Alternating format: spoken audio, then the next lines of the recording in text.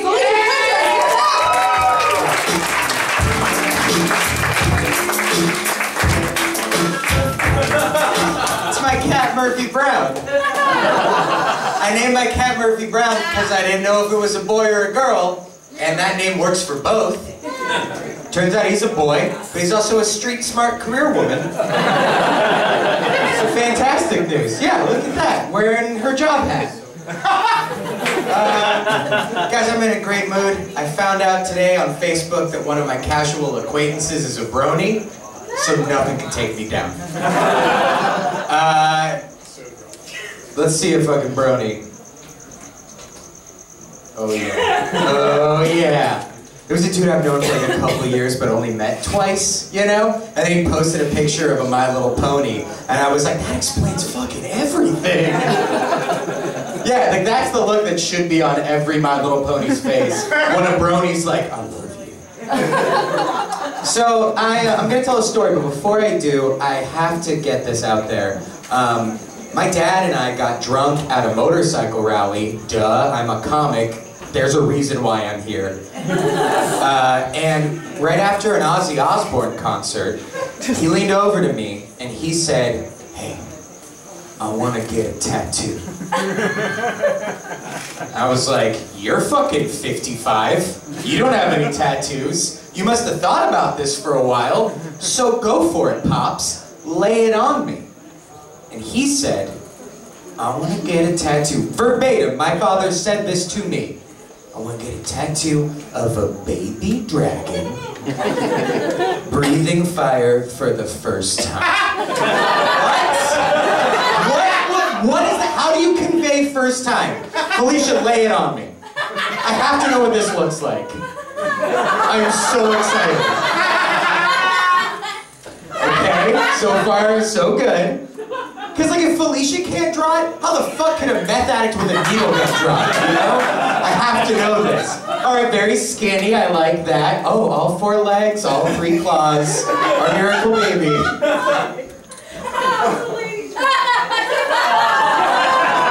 Crying because it's happy, crying because it's forced. It doesn't look like, oh, it's got the 1 tooth, I do like that. Wearing a bow, that's very cute. Oh, and a diaper, that's what it is. Diaper didn't even come to my fucking mind. Still don't know if it's his first time though. Still can't tell. So I guess, I just assumed that like, maybe the, what is that? A bottle. Okay, that's good, there's a bottle. I just assumed like if it was the first time the fire would like come out in an exclamation point. Or there'd like be a thought bubble that says, I finally did it! Oh, and a heart. I do like, I actually would. Dude, if your dad got that tattoo, you would show everybody. Instagram would explode. Oh, dads. Okay, enough about dads, more about the reason. So I'm unemployed, and I think that he got it on his giant body. He does have a giant body. Oh, his ass! That's the only place to get it. And then he poops fire. It's like you always eat Thai food every day. You're just pooping fire. My dad is a fucking Hasidic Jew rabbi. So that makes sense. So I am unemployed. I'm on unemployment, or as I like to call it, my federal arts grant. And when you're unemployed in Los Angeles, you find a lot of your time is spent being an audience member of a television program because they will fucking pay you $60 to go watch Carson Daly not try, like at all. That's the look, it's glazed. Yeah, you have to clap, but you do not have to smile. But one of these audience participations went a little haywire. Namely speaking, I was on The Price is Right. Woo! I would fucking do a little more than that if you were on The Price is Right, alright? But I was on The Price is Right while tripping my balls off on mushrooms. She paints real pictures, I'll paint a word picture. That's fucking money. I am literally money right now. Vince Vaughn ain't got shit on me. So my friend Tess was turning 30 years old. And as part of her 30th birthday, it was the day after Easter. And she was like, hey, I'm turning 30, I gotta be an adult, so let's do the least adult thing in the world, and the day after Easter, let's have an Easter drug hunt. Which is exactly what it sounds like. You put drugs in Easter eggs, and then you hide them, and then you find those drugs. It's the most low-stakes hunt you'll ever be a part of. Until we remembered that children lived in her apartment building. Because you get one egg of mushrooms. I don't know if there's a serving size to mushrooms, but one Easter egg is enough. So you kind of bail after that. And you're like, oh fuck. We gotta get these all, right? So we did. Maybe. I haven't seen any news stories. And so, yeah, that's an awesome egg. And a fucking white stretch Escalade limo came and picked us up. And I know what you're probably thinking. Either one, white stretch Escalade limo, those guys are assholes. Or two, white stretch Escalade limo, actually sounds like a pretty cool quinceañera. And so we got picked up, and we get in the limo, and you're in a fucking limo. What's the first thing you do when you're in a limo? Sunroof! Fuck yeah! But that's everybody's first thing. So they literally nailed a board of wood, like on top of the sunroof, so that idiots wouldn't jump out of a moving car. But if you're a big enough idiot, you can break that board with your hands and jump out of the moving car and live in your Tom Hanks fantasy dream. Which I did. And I like knocked over the birthday girl to be the first person. Yeah, you can't fucking tread on me.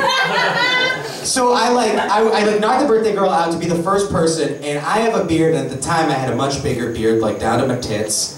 And I like popped out, and I was like, this is it, I'm the king of the world! And the first thing I saw was a homeless guy.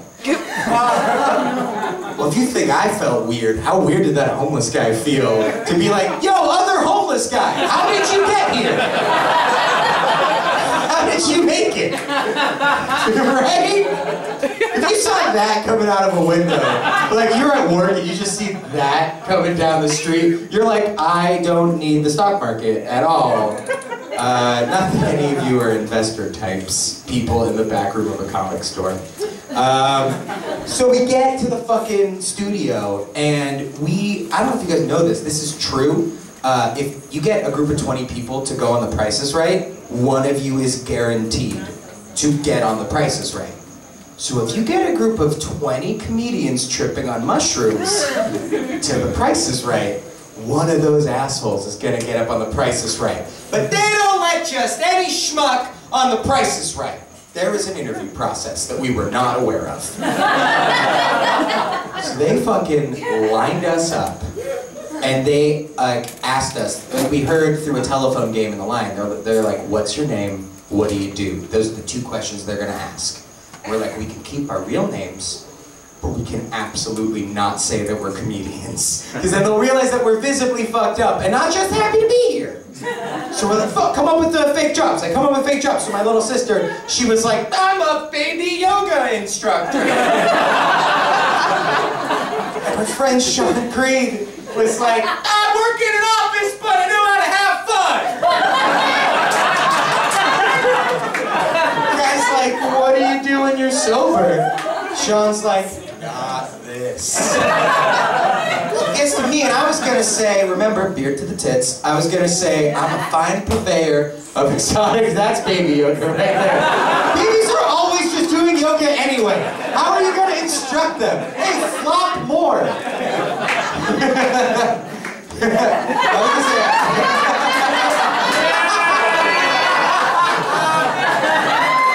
That fucking baby dragon lives in LA.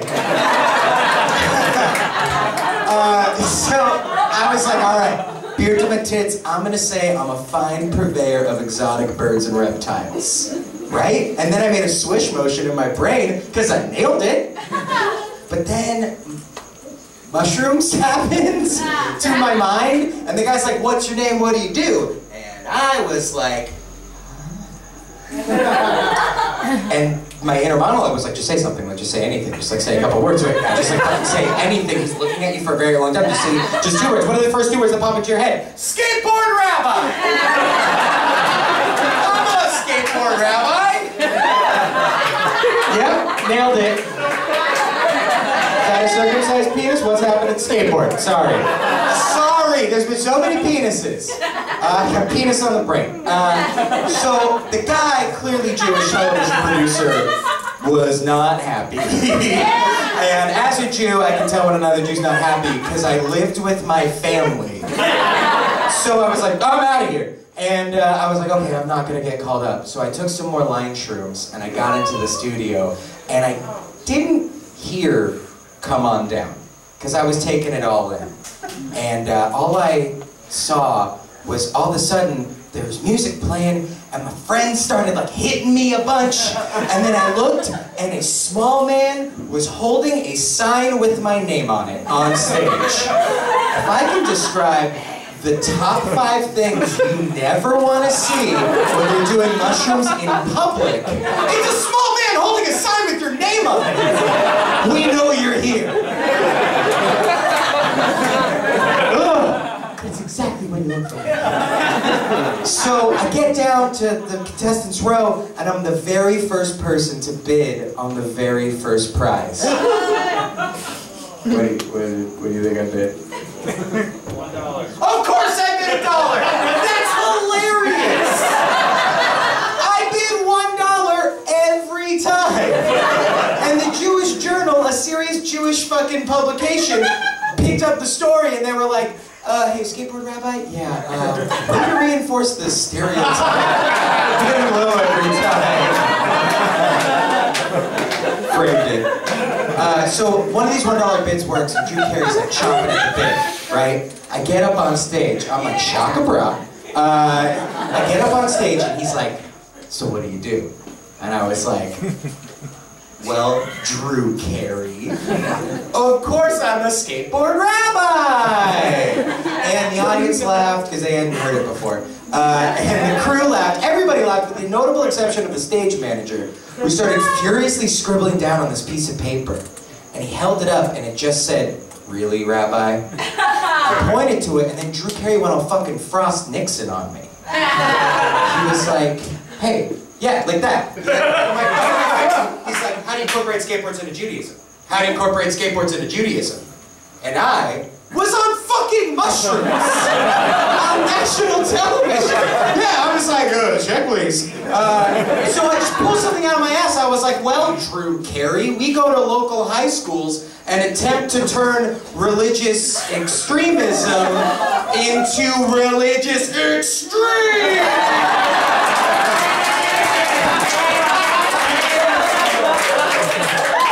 He did not like that very much. Yeah, I started bleeding out of his eyes. And I lost the game immediately. I think they rigged it. I don't know. Don't want to have a lawsuit. Already too Jewish. So I just like sat down. I was like, good, I don't have to go on stage anymore. And that's when some Kenneth the Page looking motherfucker went up to me and was like, hey y'all, you want to spin the big wheel? No, of course I do not want to spin the big wheel. That's a thing that I have to do. But instead I said, okay. And so I got up on stage and that wheel is huge. Can you make that wheel about the whole screen size, please? Because it was so fucking big. Also mushrooms, but it was very big. And I'm like freaking out. Apparently, I sort of blacked out at this point. And if you watch, it's on YouTube. I look at Drew Carey and I'm like, apparently I had a dream that I couldn't get the wheel all the way around. Which is not true. When I was a kid, I had a nightmare about Double Dare, about getting my hand stuck in the big nose. Now playing my dad a sweet Ford Astro van. I never had a dream about this bullshit. So then I'm like, fuck, I gotta spin the wheel. I gotta fucking, so I just like take every good vibe in the studio and I like suck up every fucking good energy that comes to me. I remember every phone number I've ever gotten. I remember every fucking kiss that belonged to Kay but came to me, and I spun that fucking wheel as hard as I fucking could, and that wheel went around like 9 fucking times. And I was just like, fuck you, Dad!